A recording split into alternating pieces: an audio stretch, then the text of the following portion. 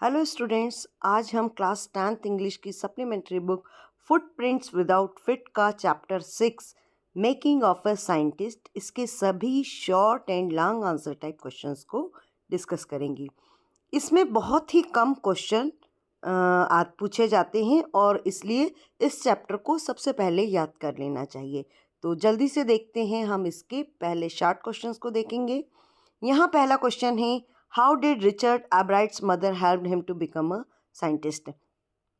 Richard Ebright की mother ने किस तरीके से उनको वैज्ञानिक बनने में मदद की।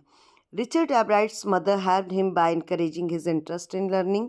तो सबसे पहले तो उन्होंने उनका सीखने में रुचि बढ़ाई। She took him on trips, bought him telescope, microscope, cameras, mountaineering material and other equipment and help him in many other ways. और उन्होंने उसका वैज्ञानिक बनने में इंटरेस्ट हो, इसके लिए उन्होंने अलग अलग जगह पर ट्रिप्स पर लेकर गईं। उसके लिए टेलीस्कोप लाई, माइक्रोस्कोप लाई, कैमरा लाई और जो पहाड़ पर जाने के लिए जो मटेरियल आवश्यक होता है वो लाई। इसके साथ ही कई सामान लाकर उन्होंने हर तरह से उसकी रुचि जागृत करने की कोशिश की। सेकेंड क्वेश्चन है, what experiments and projects does Ebright then undertake. तो क्या क्या प्रोजेक्ट और क्या क्या प्रयोग एब्राइट ने किए। आंसर है, he then undertakes the projects and experiments to find out what actually causes the viral disease that kills nearly all monarch caterpillars। तो सबसे पहले उन्होंने ये जानने की कोशिश करी कि उसके जितने भी प्रयोग थे या प्रोजेक्ट थे वो सिर्फ ये जानने के लिए थे कि ये जो वायरल डिजीज़ है ये किस तरीके से सभी मोनार्च कैटरपिलर्स को मार डालता है। He works on a project to test the theory that viceroy butterflies copy monarch to survive. और जो उनका प्रोजेक्ट था वो भी इसी की थ्योरी का टेस्ट था कि किस तरीके से ये जो बटरफ्लाई है वो मोनार्च की कॉपी करती है अपने जिंदा रहने के लिए।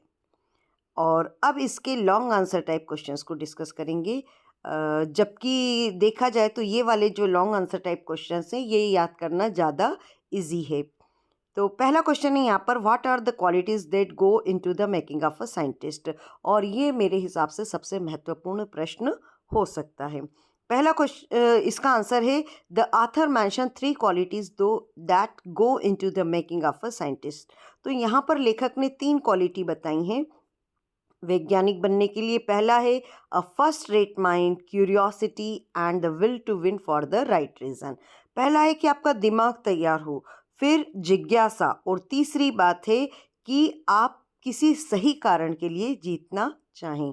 मतलब वैज्ञानिक बनने के लिए आपके अंदर नेगेटिविटी नहीं होना चाहिए। कोई भी चीज़ आप करना चाहते हैं तो वो फ्रूटफुल हो, उपयोगी हो, ये ज़रूर ध्यान रखना चाहिए और उसका उद्देश्य सही हो। Question number 2, what lesson does एब्राइट learn when he doesn't win anything at a science fair. जब विज्ञान मेले में वो जीत नहीं पाए तो एब्राइट ने को क्या सबक मिला।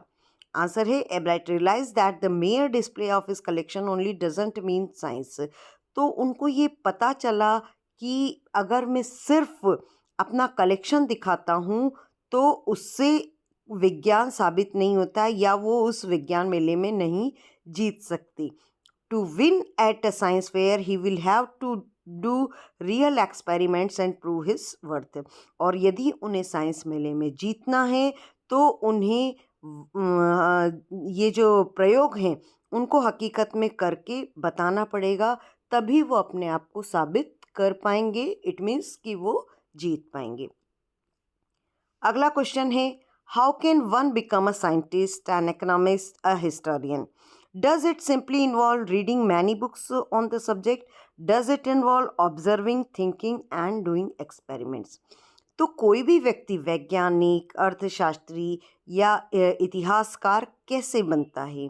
क्या सिर्फ वो उस विषय की किताबें पढ़ने से बन जाता है या फिर उसके लिए चिंतन करना या प्रयोग करना भी आवश्यक होता है। तो आंसर है, अ लॉट ऑफ रीडिंग में provide information but to become a scientist, an economist और a historian, a person should be a good observer and thinker। आप बहुत ज़्यादा पढ़ते हैं तो आपको बहुत सारी इन्फॉर्मेशन मिल जाएगी, लेकिन वाकई में अगर आपको बड़ा वैज्ञानिक, अर्थशास्त्री या इतिहासकार बनना है तो व्यक्ति को एक अच्छा ऑब्जर्वर होना होगा और थिंकर होना पड़ेगा। यानी आपको जो भी घटनाएं घटित हो रही हैं उनको बहुत ध्यान से देखने की ज़रूरत है और देखने के बाद उन पर विचार करने की ज़रूरत है, तभी आप कुछ बड़ा कर पाएंगे। तो यहाँ पर समाप्त होते हैं इसके क्वेश्चन आंसर्स, और इनको ज़रूर याद कर लीजिएगा क्योंकि 5 ही क्वेश्चन आ रहे हैं इसमें, तो इसको याद करना बहुत ही सरल है। Okay, thank you students.